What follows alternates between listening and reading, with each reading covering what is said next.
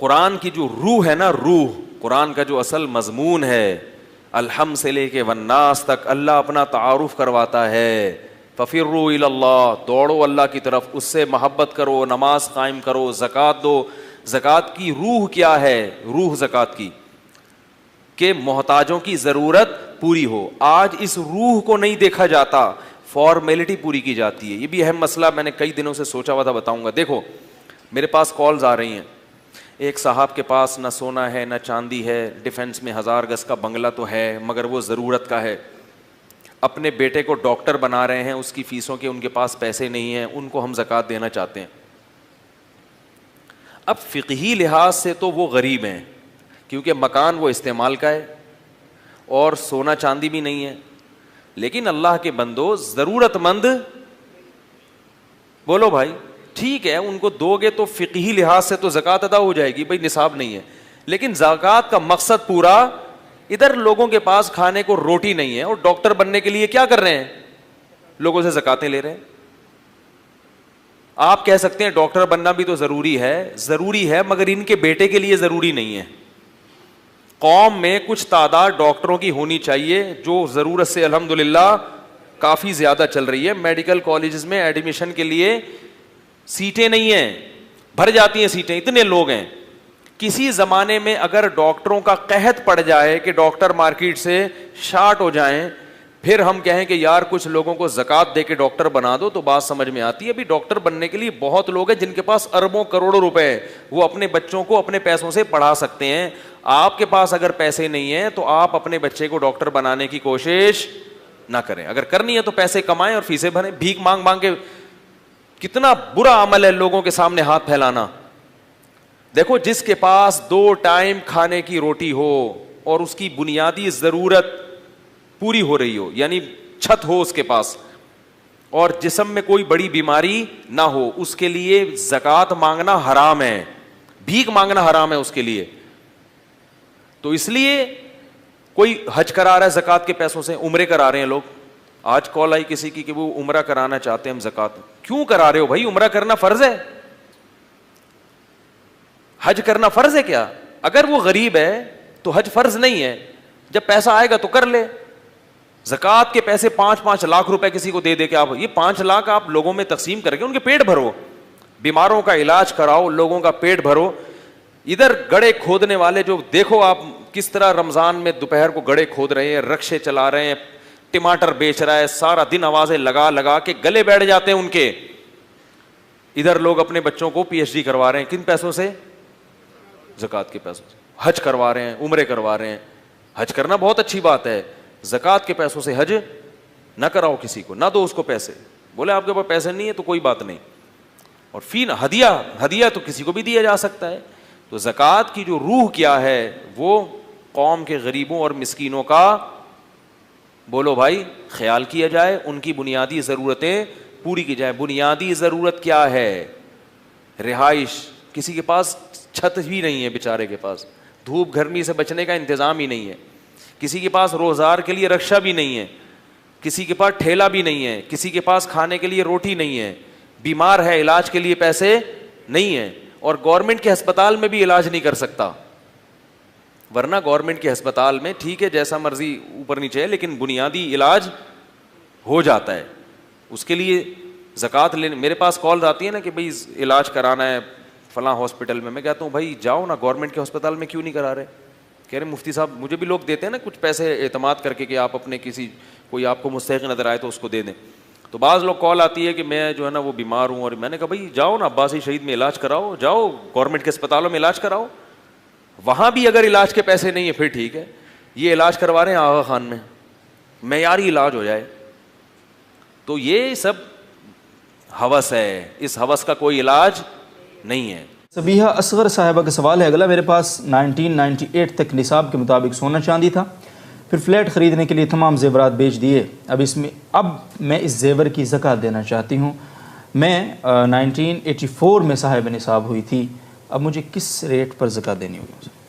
دیکھیں کسی بھی نصاب کی جب زکوٰۃ دی جاتی ہے نا تو اصل میں اسی چیز کو کا 2.5% دینا واجب ہوتا ہے. قیمت تو اس کا ایک متبادل ہے.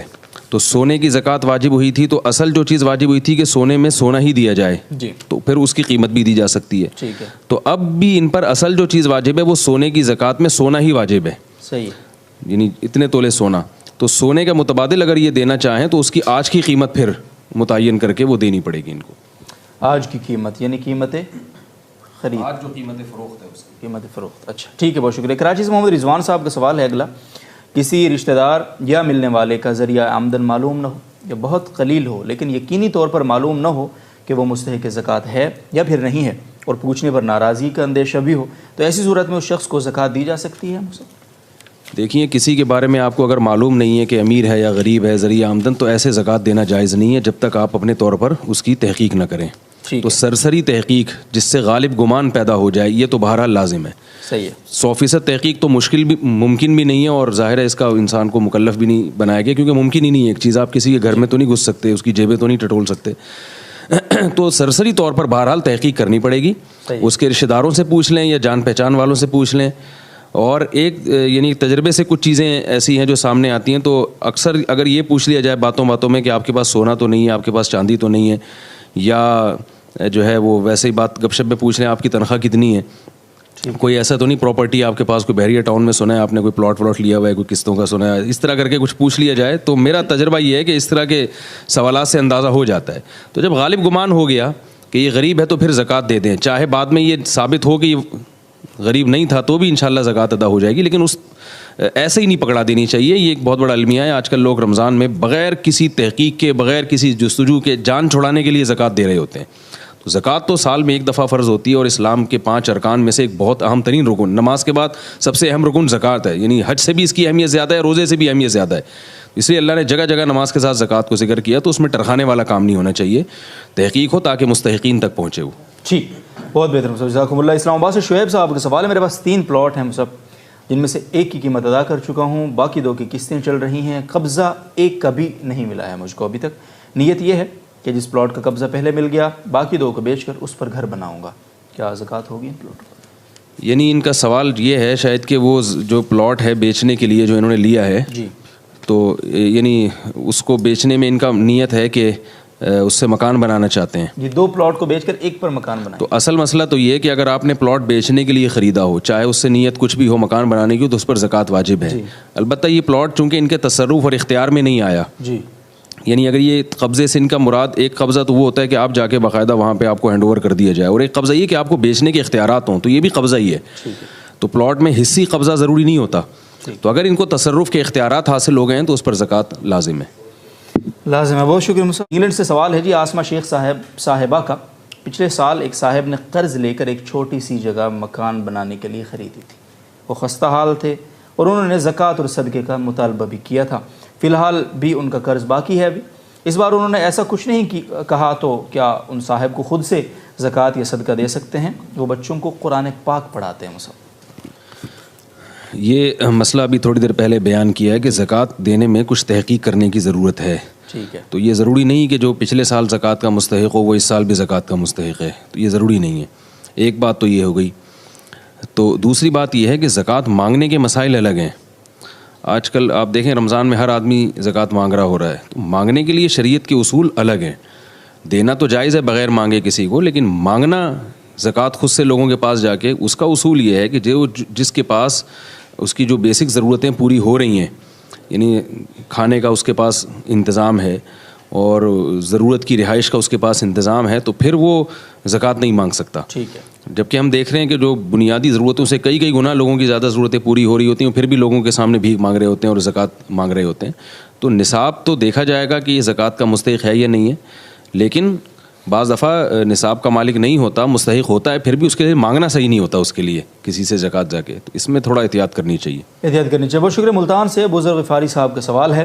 زکوٰۃ میں رقم کے بجائے سامان دیا جائے, اگر مثلا دیسی گھی, اچار, کریم وغیرہ, تو اس پر جو ٹیکس لگتا ہے اس کا کیا حکم ہے؟ نیز رقم دینا بہتر ہے یا پھر سامان وغیرہ دیں تو زیادہ اچھا؟ نہیں, یہ جو ٹیکس لگتا ہے یہ زکوٰۃ دینے والے ہی کے ذمے ہے, اس کو زکوٰۃ سے مائنس نہیں کیا جا سکتا, منہا نہیں کیا جا سکتا.